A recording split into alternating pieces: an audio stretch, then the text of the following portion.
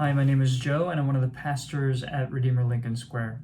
Now, let me read for you today's passage, which comes from Deuteronomy chapter 13, verses 1 through 5.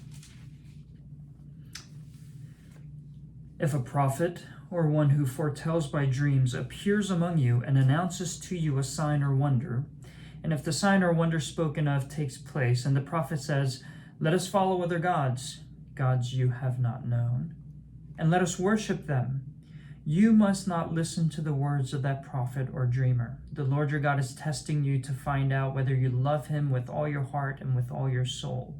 It is the Lord your God you must follow, and him you must revere. Keep his commands and obey him. Serve him and hold fast to him. That prophet or dreamer must be put to death for inciting rebellion against the Lord your God, who brought you out of Egypt and redeemed you from the land of slavery. That prophet or dreamer tried to turn you from the way the Lord your God commanded you to follow. You must purge the evil from among you. Amen. That is an unsettling passage to read.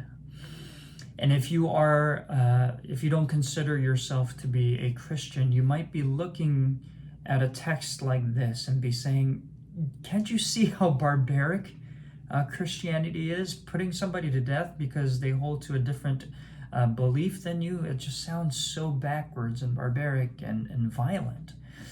And to that I will say, as a Christian minister myself, I have the same kind of visceral reaction to a text like this as you do. And so how are we to make sense of a passage like this? Well, here's the difficulty. Because we look at a text like this, and it seems like it is devaluing human life. But we look at the chapter that just came before in Deuteronomy chapter 12, and we find that, if you were to read it, we find that it's a chapter that makes provisions for valuing even the life of an animal that is being slaughtered to be consumed by people. And so really the point of the passage is that all of life ought to be valued. And so how are we to make of this text in light of the chapter that came before?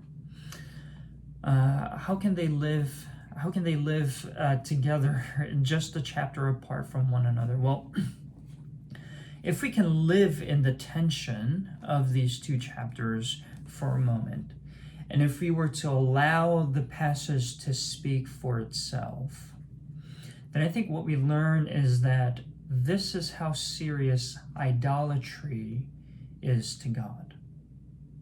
To place one's ultimate allegiance on anything other than God is a matter of life or death.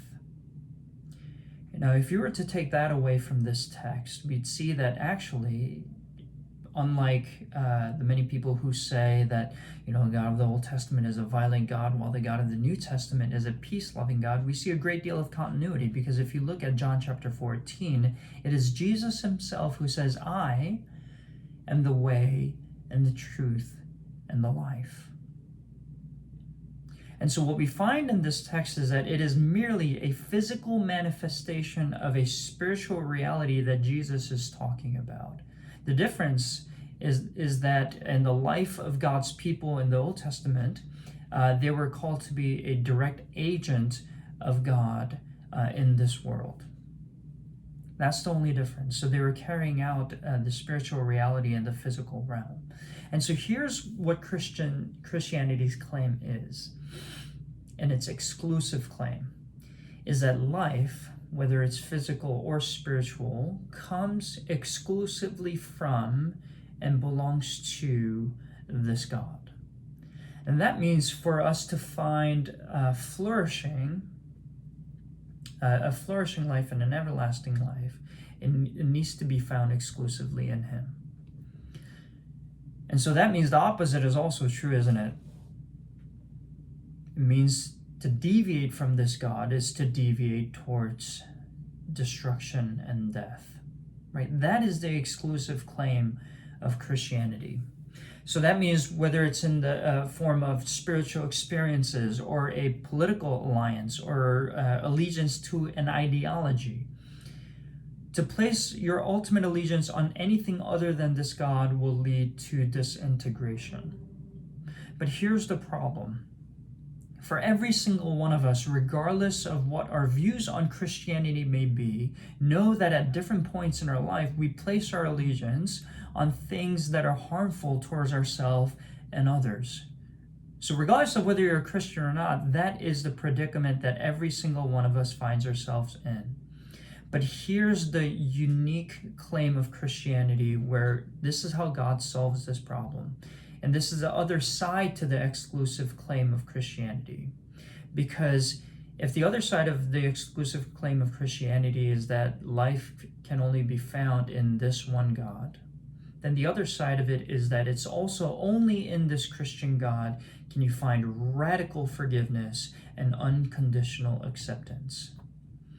Because the claim of Christianity is this, that when Jesus Christ went to the cross bearing the sins of humanity, this was God's way of dealing with the evil that resides in every single one of us, that leads us towards the path of destruction and death. This was God's way of purging the evil that is within us, purging the evil that is in our midst, without purging us with it.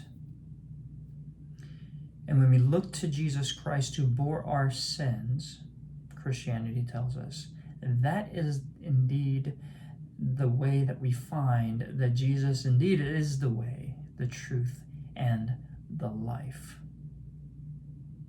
Because every other belief system would tell us that this is the way to life. This is a way you're going to get to a flourishing life, and it's up to you to make the journey there. But only Christianity tells us that you can't do this within yourself.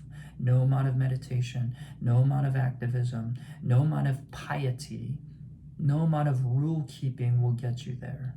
But it is only in Jesus Christ you can find that you can purge yourself of this evil without being purged along with it.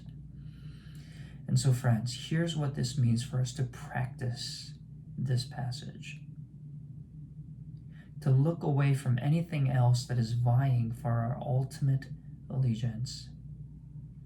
And it is for us to look to Jesus, because it is in him that we find life.